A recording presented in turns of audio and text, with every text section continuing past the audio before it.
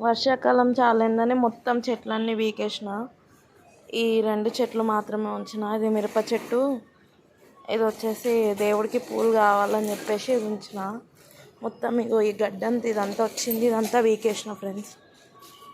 Next ఇగో ఈ ఒక్క చెట్టు పూల కోసం దేవుడి కోసం అని ఉంచిన. పొద్దున్న ఆక కొట్టేసినాము. ఇది సింతాల్క పండు చెట్టు ఉండే, మొత్తం ఆ చెట్టుకి దోమలు వస్తున్నాయి. పొద్దున్న నుంచి ఇదే పని అవుతుంది.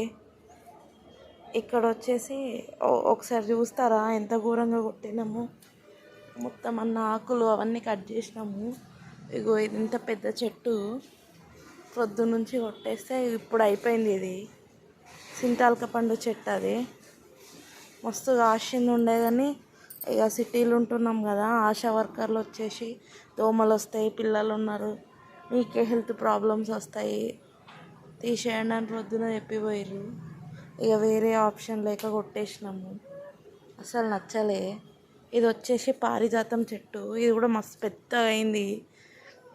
గేట్ దగ్గరనే ఉంది, పోవస్తలేదు అని చెప్పేసి ఇట్ చేసి కొట్టేసిన. ఇది మొత్తం జిబ్బు ఉండే, ఇవన్నీ చెట్లే ఉంటుండే.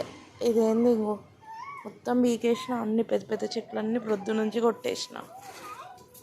సింతాల్క చెట్టు, పారిజాత చెట్టు కొమ్మలు కూడా ఉన్నాయి. ఇక మున్సిపాలిటీ వాళ్ళకి ఫోన్ చేసి తీసేయించాలి. కానీ నాకైతే ఫుల్ బాధ అవుతుంది. చెట్లు ఉంటే ఆక్సిజన్ ఉంటుంది అంటారు, కానీ అవే ఈ సిటీలలో చెట్లు పెంచుకోనికి కూడా పర్మిషన్లు ఉంటలేవు. ఇక వాళ్ళు చెప్పేది కూడా మనం మంచికే కదా, ఏం చేద్దాం, దోమలు వస్తే మళ్ళీ హెల్త్ ఇష్యూస్ వస్తాయి, అది ఇది అని చెప్తున్నారు. నిజమే. ఇక అందుకే కొట్టేసిన. అయిపోయినాయి. ఈ మెహందీ చెట్టు ఒక్కటి ఉంది. ఇది ఇక్కడ మందారపు చెట్టు ఉంచిన. మందారపు చెట్టు, గులాబీ చెట్టు 2 చెట్లను ఉంచిన. మిగిలిన చెట్లన్నీ తీసేసిన.